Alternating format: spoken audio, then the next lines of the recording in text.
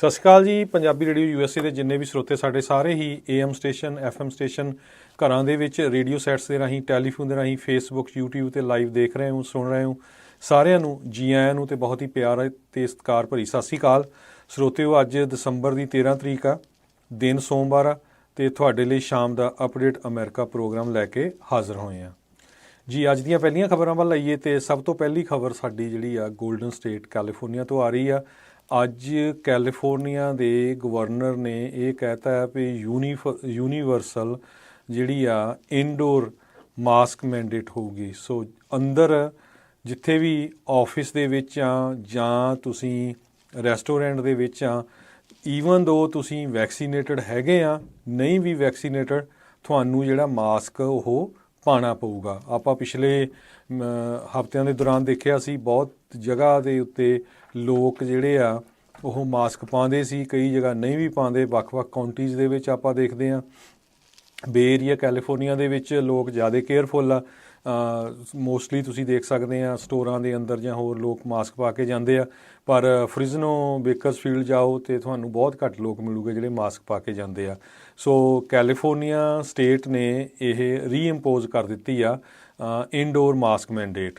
California health ਤੇ human services ਦੇ ਜਿਹੜੇ ਸੈਕਟਰੀ ਆ ਡਾਕਟਰ ਮਾਰਕ ਗੈਲੀ, ਉਹਨਾਂ ਨੇ ਅਪਡੇਟਡ ਪਾਲਿਸੀ ਇਸ਼ੂ ਕੀਤੀ ਆ। ਕਹਿੰਦੇ ਪਈ ਕਰੋਨਾ ਵਾਇਰਸ ਨਾਲ ਪੋਜ਼ੀਟਿਵ ਕੇਸਾਂ ਦੀ ਗਿਣਤੀ 'ਚ ਕਾਫੀ ਵਾਧਾ ਹੋਇਆ ਆ। ਇਹ ਥੈਂਕਸ ਗਿਵਿੰਗ ਦੀਆਂ ਜਿਹੜੀਆਂ ਛੁੱਟੀਆਂ ਆ ਉਹਨਾਂ ਤੋਂ ਬਾਅਦ ਹੋਇਆ ਹੈਗਾ। ਸੋ ਉਸ ਡਰ ਦੇ ਮਾਰੇ ਹੋਏ ਜਿਹੜੇ ਸਟੇਟ ਦੇ ਆਫੀਸ਼ੀਅਲਸ ਆ ਉਹ ਕਹਿੰਦੇ ਵੀ ਆਉਣ ਵਾਲੇ ਸਮੇਂ ਦੇ ਵਿੱਚ ਫਿਰ ਹੁਣ ਕ੍ਰਿਸਮਸ ਆਉਣੀ ਹੈਗੀ ਆ ਅਤੇ ਲੋਕਾਂ ਦਾ ਇਕੱਠ ਹੋਊਗਾ। ਲੋਕ ਆਮ ਹੁਣ ਬੜੀਆਂ ਮੀਟਿੰਗਸ ਬੜੇ ਪਾਰਟੀਆਂ ਕਰਨ ਲੱਗ ਪਏ ਆ ਅਤੇ ਗੇਮਸ 'ਤੇ ਜਾਂਦੇ ਆ ਅਤੇ ਉਹਦੇ ਨਾਲ ਬਹੁਤ ਜ਼ਿਆਦਾ ਜਿਹੜਾ ਖਤਰਾ ਬਣਿਆ ਹੋਇਆ ਹੈਗਾ ਆ। ਸੋ ਜਿਹੜੀਆਂ ਇਹ ਰਿਸਟ੍ਰਿਕਸ਼ਨਸ ਲਾਈਆਂ ਗਈਆਂ ਆ ਇਹਦੇ ਵਿੱਚ ਇੱਕ ਇਹ ਵੀ ਚੀਜ਼ ਐਡ ਕੀਤੀ ਗਈ ਆ ਵੀ ਜੇ ਤੁਸੀਂ ਵੱਡੀ ਈਵੈਂਟ ਅਟੈਂਡ ਕਰਦੇ ਆ ਜਿਹਦੇ ਵਿੱਚ 1000 ਤੋਂ ਵੱਧ ਲੋਕ ਹੈਗੇ ਆ, ਜਿੱਦਾਂ ਕਿ ਕੰਸਰਟ ਹੋ ਗਏ, ਸਪੋਰਟਸ ਈਵੈਂਟਸ ਹੋ ਗਈਆਂ, ਚਾਹੇ ਕੋਈ ਪਾਰਟੀ ਵੀ ਹੋ ਗਈ, ਅਤੇ ਤੁਹਾਨੂੰ ਜਿਹੜਾ ਆ 24 ਘੰਟੇ ਦੇ ਵਿੱਚ ਜਿਹੜਾ ਆ ਉਹ ਟੈਸਟ ਲੈਣਾ ਪਊਗਾ ਕਰੋਨਾ ਵਾਇਰਸ ਦਾ। ਸੋ ਇਸ ਦੇ ਨਾਲ ਅਨਾਊਂਸਮੈਂਟ ਦੇ ਨਾਲ ਕੈਲੀਫੋਰਨੀਆ USA ਦੇ ਵਿੱਚ ਅੱਜ 9ਵੀਂ ਸਟੇਟ ਬਣ ਗਈ ਹੈਗੀ ਆ ਜਿਨ੍ਹਾਂ ਨੇ ਇਨਡੋਰ ਮਾਸਕਿੰਗ ਦੀ ਰਿਕੁਆਇਰਮੈਂਟ ਨੂੰ ਮੈਂਡੇਟ ਕਰ ਦਿੱਤਾ, ਜ਼ਰੂਰੀ ਕਰ ਦਿੱਤਾ ਹੈਗਾ ਆ।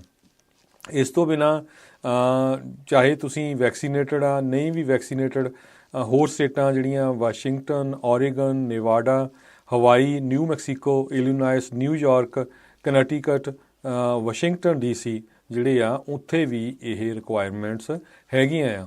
ਜੇ ਕੈਲੀਫੋਰਨੀਆ ਦੇ ਗੱਲ ਕਰਦੇ ਜਾਈਏ, ਕੈਲੀਫੋਰਨੀਆ ਦੇ ਵਿੱਚ ਕਰੋਨਾ ਵਾਇਰਸ ਦੇ ਪੋਜ਼ੀਟਿਵ ਕੇਸਾਂ ਦੀ ਗਿਣਤੀ 'ਚ 47% ਵਾਧਾ ਹੋਇਆ ਆ, ਜਿਹੜਾ ਕਿ 9.6 ਕੇਸਿਸ ਪਰ 100,000 ਤੋਂ 14 ਕੇਸਿਸ ਪਰ 100,000 ਤੱਕ ਹੋ ਗਿਆ ਹੈਗਾ ਆ।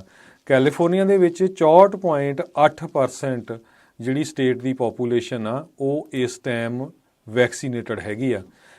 ਜੇ ਓਵਰਆਲ ਆਪਾਂ USA ਦੀ ਗੱਲ ਕਰਦੇ ਜਾਈਏ, USA ਦੇ ਵਿੱਚ ਹੁਣ ਤੱਕ ਅੱਜ ਤੱਕ 8 ਲੱਖ ਲੋਕਾਂ ਦੀ ਜਿਹੜੀ ਮੌਤ ਆ ਉਹ ਹੋ ਚੁੱਕੀ ਆ। ਅਤੇ ਕਹਿੰਦੇ ਵੀ ਜੇ ਇਹ ਦੇਖਦੇ ਜਾਈਏ 100 ਬਜ਼ੁਰਗ ਦੇ ਪਿੱਛੇ ਇੱਕ ਜਾਣੇ ਦੀ ਜਿਹੜੀ ਮੌਤ ਆ ਅਡਲਟ ਦੀ ਉਹ ਹੋ ਗਈ ਆ ਕਰੋਨਾ ਵਾਇਰਸ ਦੇ ਨਾਲ। ਸੋ ਇਹ ਬਹੁਤ ਵੱਡਾ ਫਿਕਰ ਹੈਗਾ ਆ। 4500 ਤੋਂ ਵੱਧ ਨਵੇਂ ਕੇਸ ਹਰ ਰੋਜ਼ ਹੁਣ ਕੈਲੀਫੋਰਨੀਆ 'ਚ ਰਿਪੋਰਟ ਹੋਣੇ ਸ਼ੁਰੂ ਹੋ ਗਏ ਆ। ਬਹੁਤ ਹੀ ਫਿਕਰਮੰਦ ਵਾਲੀ ਗੱਲ ਆ। ਨਿਊਯਾਰਕ ਦੇ ਵਿੱਚ 10,500 ਨਵੇਂ ਕੇਸ ਪਰ ਦਿਨ ਦੇ ਹਿਸਾਬ ਨਾਲ ਜਿਹੜੇ ਆ ਉਹ ਆ ਰਹੇ ਹੈਗੇ ਆ। ਸੋ ਇਹ ਹੁਣ ਦੇਖੋ ਸਿਚੁਏਸ਼ਨ ਕਿੱਥੇ ਕੁ ਬਣਦੀ ਹੈਗੀ ਆ। ਪਰ ਇੱਕ ਵਾਰੀ ਫੇਰ ਕਲੀਅਰ ਕਰਦੇ ਜਾਈਏ, ਕੈਲੀਫੋਰਨੀਆ ਸਟੇਟ ਦੇ ਵਿੱਚ ਇਨਡੋਰ ਮਾਸਕ ਮੈਂਡੇਟ ਜਿਹੜੀ ਆ ਉਹ ਸ਼ੁਰੂ ਕਰ ਦਿੱਤੀ ਗਈ ਹੈਗੀ ਆ ਕਿਉਂਕਿ ਓਮੀਕਰੋਨ ਦੇ ਕੇਸਾਂ ਦੀ ਗਿਣਤੀ ਕਾਫੀ ਜ਼ਿਆਦਾ ਹੋਈ ਆ। ਹੁਣ ਛੁੱਟੀਆਂ ਕਰਕੇ ਲੋਕਾਂ ਨੇ ਟਰੈਵਲ ਕਰਨਾ ਅਤੇ ਸਟੇਟ ਨਹੀਂ ਚਾਹੁੰਦੀ ਵੀ ਸਾਡੇ ਜਿਹੜੇ ਕੇਸ ਆ ਉਹਨਾਂ ਦੇ ਵਿੱਚ ਜ਼ਿਆਦਾ ਜਿਹੜੀ ਆ ਹੋਰ ਵਾਧਾ ਹੋਵੇ। ਅਗਲੀ ਖਬਰ ਐਮਾਜ਼ੋਨ ਦੇ ਵਿੱਚ ਜਿਹੜੇ ਲੋਕਾਂ ਦੀ ਮੌਤ ਹੋਈ ਆ ਉਹਨੂੰ ਲੈ ਕੇ ਆ। ਐਮਾਜ਼ੋਨ ਦੀ ਬਹੁਤ ਜ਼ਿਆਦਾ ਹੁਣ ਕ੍ਰਿਟਿਸਿਜ਼ਮ ਹੋ ਰਿਹਾ ਆ ਵੀ ਸੇਫਟੀ ਨੂੰ ਲੈ ਕੇ, ਕਿਉਂਕਿ ਜਦੋਂ ਟੋਰਨੈਡੋ ਨੇ ਹਿੱਟ ਕੀਤਾ ਇਲੀਨਾਇਸ ਦੇ ਵਿੱਚ ਜਿਹਦੇ ਨਾਲ 6 ਜਣਿਆਂ ਦੀ ਮੌਤ ਹੋ ਗਈ ਆ, ਕਹਿੰਦੇ ਵੀ ਕੰਪਨੀ ਬਹੁਤ ਕੁਛ ਕਰ ਸਕਦੀ ਸੀ। ਆਪਾਂ ਸਵੇਰੇ ਵੀ ਖਬਰ ਸਾਂਝੀ ਕੀਤੀ ਸੀ ਵੀ ਕਿਸ ਤਰ੍ਹਾਂ ਐਮਾਜ਼ੋਨ ਦੇ ਜਿਹੜੇ EMPLOYEES ਆ, ਜਿਹੜੇ ਵੇਅਰ ਹਾਊਸਿਸ 'ਚ ਕੰਮ ਕਰਦੇ ਆ, ਉਹਨਾਂ ਨੂੰ ਆਪਣੇ ਫੋਨ ਅੰਦਰ ਲਿਜਾਣ ਦੇ ਉੱਤੇ ਜਿਹੜਾ ਆ ਇੱਕ ਤਰ੍ਹਾਂ ਨਾਲ ਬੈਨ ਲੱਗਾ ਹੋਇਆ ਆ।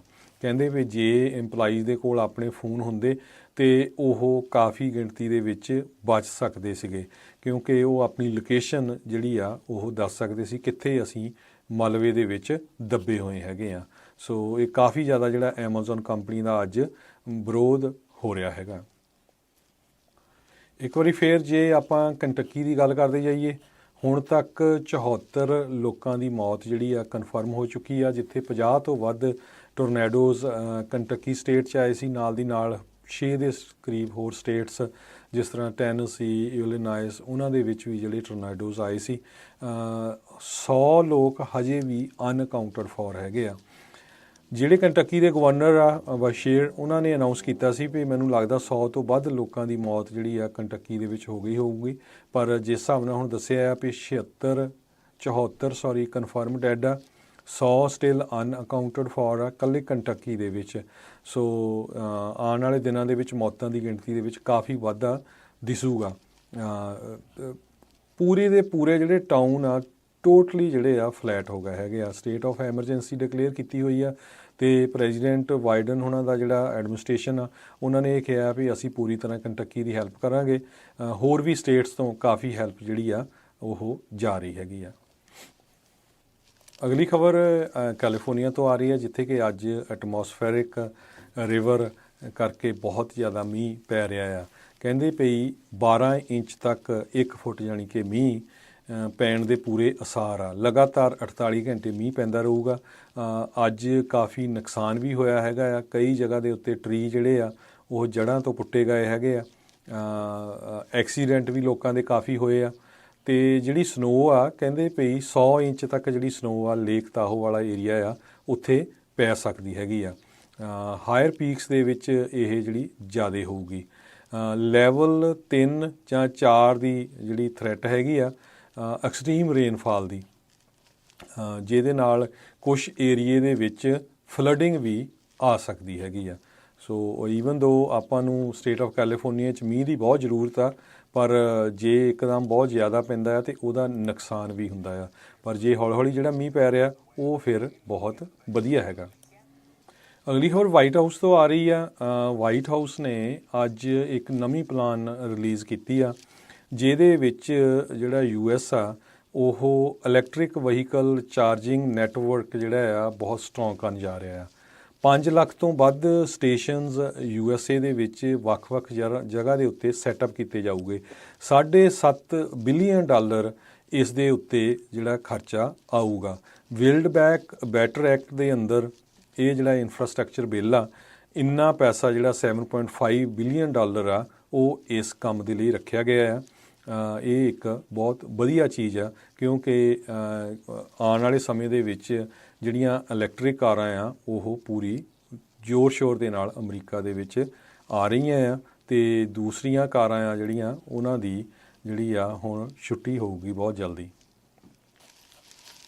ਕੁਛ ਕੁ ਆਪਾਂ ਲੋਕਲ ਖਬਰਾਂ ਵੱਲ ਚੱਲੀਏ। ਸੈਕਰਾਮੈਂਟੋ ਤੋਂ ਖਬਰ ਆ ਰਹੀ ਆ। ਸੈਕਰਾਮੈਂਟੋ ਜਿਹੜੀ ਸਿਟੀ ਆ, ਉਹਨਾਂ ਨੇ ਇਹ ਕਿਹਾ ਵੀ ਫਲੱਡਿੰਗ ਦੇ ਲਈ ਸਾਡੇ ਜਿਹੜੇ ਰੈਜ਼ੀਡੈਂਟਸ ਆ ਉਹ ਪੂਰੀ ਤਰ੍ਹਾਂ ਪ੍ਰਿਪੇਅਰ ਹੋਣੇ ਚਾਹੀਦੇ ਆ, ਕਿਉਂਕਿ ਵਿੰਡਸ ਜਿਹੜੀਆਂ ਆ, ਹਵਾਵਾਂ 45 ਮੀਲ ਪਰ ਆਵਰ ਦੇ ਹਿਸਾਬ ਦੇ ਨਾਲ ਤੇਜ਼ ਚੱਲ ਰਹੀਆਂ ਹੈਗੀਆਂ। ਨੈਸ਼ਨਲ ਵੈਦਰ ਸਰਵਿਸ ਨੇ ਇਹ ਅਨਾਊਂਸ ਕੀਤਾ ਹੈਗਾ। ਅੱਜ ਪੂਰੀ ਤਰ੍ਹਾਂ ਹਵਾ ਬਹੁਤ ਜ਼ੋਰ ਨਾਲ ਚੱਲਦੀ ਰਹੀ। ਮੀਂਹ ਦੇ ਬਹੁਤ ਜਿਹੜਾ ਜ਼ੋਰ ਦੇ ਨਾਲ ਪਿਆ ਹੈਗਾ।